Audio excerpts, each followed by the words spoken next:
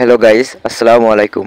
আজ আপনাদের সাথে আলোচনা করব কিভাবে ফোন চার্জে দিলে ফোনের ব্যাটারি ভালো থাকবে। আপনারা বলতে পারেন ফোনে চার্জে দেওয়ার সাথে ফোনের ব্যাটারি কি সম্পর্ক। আমি বলবো ফোনে চার্জে দেওয়ার সাথেই ফোনের ভালো থাকা নির্ভর করে।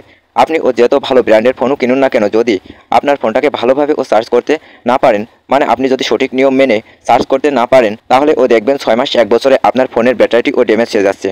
যতই চেষ্টা করেন না কেন, আপনার ফোনের ব্যাটারি ব্যাকআপ দিবে না। এক্ষেত্রে আমি বেশ কিছু টিপস আপনাদের সামনে উপস্থাপন করব। যদি এই টিপসগুলো মেনে চলতে পারেন, তাহলে আপনাদের ফোনের ব্যাটারি ভালো থাকবে, সেই সাথে লং লাস্টিং তো পাবেনই। সেই সাথে টিপস নাম্বার 1, সারা রাত ধরে ফোন চার্জে দিবেন না। কারণ আপনি খেয়াল করে দেখবেন যে আপনার ফোনে 100% চার্জ হয়ে যাওয়ার পরেও আপনার ফোনের চার্জার ব্যাটারির উপর একটা প্রেসার দিতে থাকে, যার ফলে ব্যাটারি সেই প্রেসার নিতে পারে না, যার ফলে দ্রুত নষ্ট হয়ে যায়। তাই সারা রাত ধরে ফোন চার্জে দিবেন না।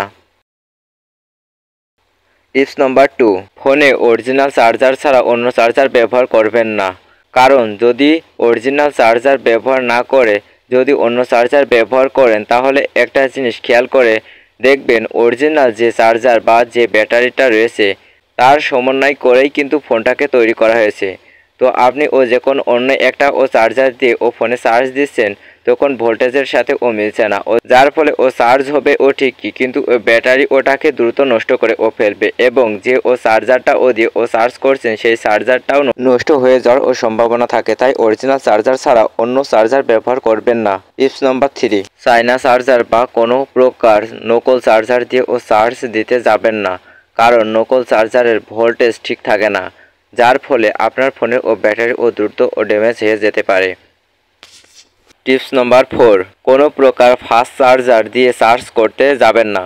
কারণ যদি আপনার ফোনে ফাস্ট চার্জার সাপোর্ট না করে, তাহলে সেই ক্ষেত্রে আপনার ফোনের যে ব্যাটারি রয়েছে তার যে কর্মক্ষমতা তার উপরে চার্জার একটা অতিরিক্ত প্রেসার দিতে থাকে। চার্জার চেষ্টা করে ফোনে চার্জ করতে, তো যখন আপনার ফোন ব্যাটারি সেই লোডটা নিতে পারে না, তখন আপনার ফোনের ব্যাটারিটা নষ্ট হয়ে যায়, যেই কারণে দিন দিন কর্মক্ষমতা কমে যায়। তাই ফাস্ট চার্জার ব্যবহার করবেন না। ফাস্ট চার্জার যদি সাপোর্ট করে তাহলে ব্যবহার করবেন। টিপস নাম্বার 5, যে কোনো ব্যাক কভার ব্যবহার করা বন্ধ করুন। আমরা মনে করি ব্যাক কভার ফোনটাকে সুরক্ষিত রাখবে, আসলে তা নয়। আপনি যখন ফোনটা চার্জ করেন, ফোনটা কিছুটা গরম হয়, তো ফোনে যে তাপটা তৈরি হয় সেই তাপটা বেরিয়ে যেতে পারে না, যার ফলে আপনার ফোনটা ধীরে ধীরে নষ্ট হয়ে যায়। তাই কোনো ব্যাক কভার ব্যবহার করবেন না। এছাড়া কিছু মারাত্মক সমস্যা রয়েছে। আপনি যখন গেম খেলেন, আপনি যখন লং টাইম কথা বলেন, তখন ফোনটা গরম হয়ে যায় এবং ফোনটা কোনো আলো বাতাস পায় না।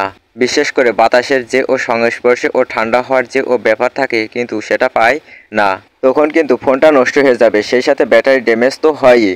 তাই আপনাদের পরামর্শ থাকবে ফাস্ট চার্জার পরিহার করুন। টিপস নাম্বার 6, কোনো প্রকার থার্ড পার্টি অ্যাপস ব্যবহার করবেন না।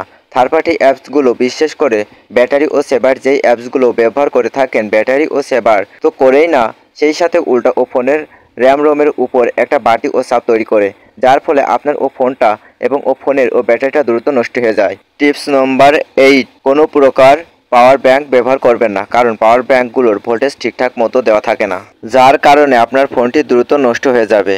টিপস নাম্বার 9, ফোন চার্জে দিয়ে ব্যবহার করবেন না। বিশেষ করে কথা বলবেন না, নেট ক্রসিং করবেন না। কারণ যখন ফোন চার্জে দেন, তখন ফোন চার্জ দেওয়ার সাথে সাথে খেয়াল করে দেখবেন ফোনের উপর বিশাল একটা ইফেক্ট পড়ে, ফোনটা প্রথমে কাজ করে। সেই ক্ষেত্রে আপনি যখন একই সাথে কথা বলেন, এটাও একটা বড় ধরনের সমস্যা। সেই সাথে ব্রাউজিং করেন, সেটাও একটা বড় ধরনের সমস্যা।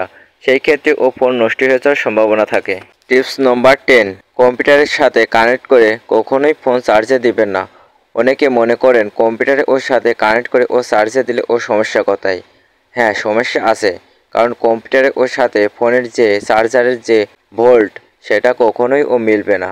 তো সেটার মধ্যে একটা তারতম্য থেকেই থাকে। কম্পিউটার একটা লং প্রসেসে চার্জিং সরবরাহ করে থাকে। তো আপনার ফোনের কী পরিমাণ বা কত ভোল্ট চার্জ লাগবে, সেটা সেই অনুপাতে দেয় না, যার ফলে অনেকের কম্পিউটার থেকে চার্জ হতে সময় লাগে, আবার অনেক ফোনে দ্রুত চার্জ হয়ে যায়, যার ফলে ভোল্টেজের একটা গ্যাপ থেকে যায়, ফলে ব্যাটারি দ্রুত নষ্ট হয়ে যায়।